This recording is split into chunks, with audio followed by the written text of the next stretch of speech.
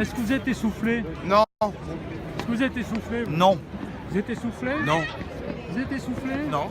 Vous êtes essoufflé, madame? Le mouvement ne s'essouffle pas, non? Pas du tout. Au contraire, il s'évolue.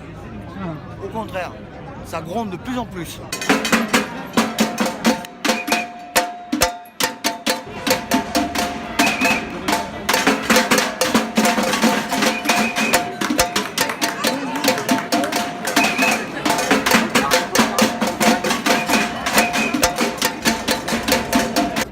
Ici, aujourd'hui, merci, on peut tous s'applaudir de rester toujours mobilisés comme ça.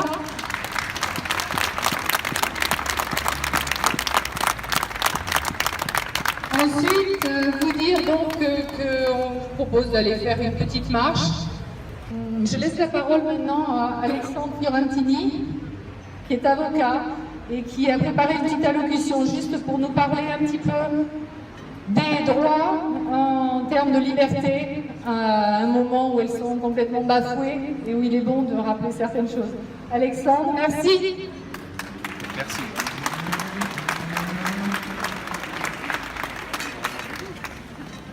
Citoyennes, citoyens, chers gilets jaunes, liberté, égalité, fraternité, tel est le sens de notre République. La Déclaration des droits de l'homme et du citoyen du 26 août 1789 ne dispose-t-elle pas? Article 6. La loi est l'expression de la volonté générale.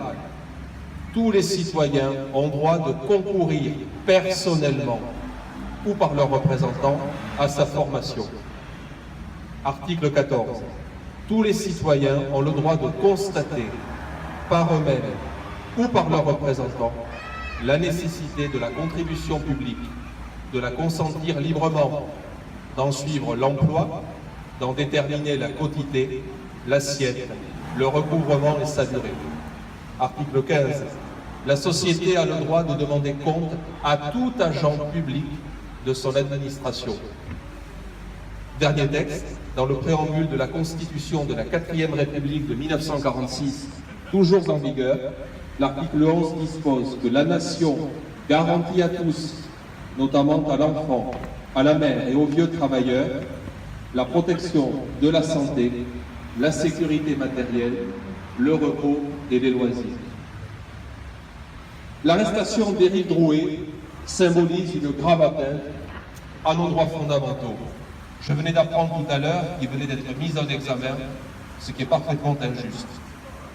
La liberté d'expression, d'association, de réunion, d'aller et venir, de manifester ont été gravement menacées par la décision du pouvoir exécutif. Le défenseur des droits vient d'être saisi.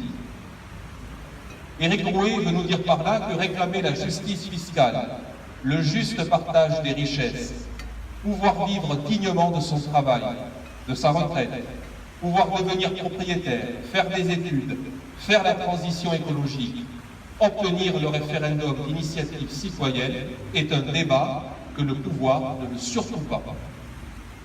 Et que dire des mutilations provoquées par les forces de l'ordre, faisant usage d'armes, interdites ailleurs en Europe? Quelle disproportion entre l'usage des armes et les justes revendications des citoyens pacifiques. Le gouvernement, au lieu de répondre à la souffrance du peuple, préfère déloger les ronds-points, interpeller, mettre en garde à vue préventivement, l'édite garde à vue aboutissant à des classements sans suite, jugés, condamnés. Ce n'est plus la justice, mais la violence d'État.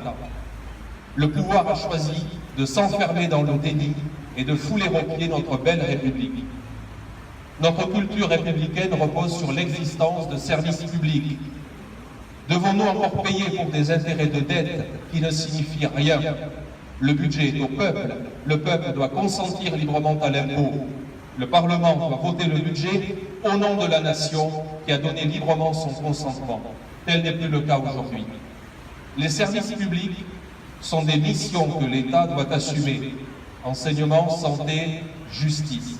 Parlons-en de la justice, parce qu'elle est au cœur de la démocratie, au sein de la cité.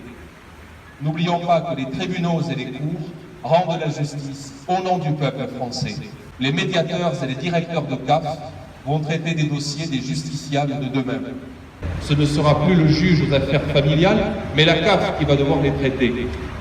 Que le gouvernement comprenne cette réalité des services publics qui assure le lien républicain et la solidarité entre ses membres. Je vous remercie.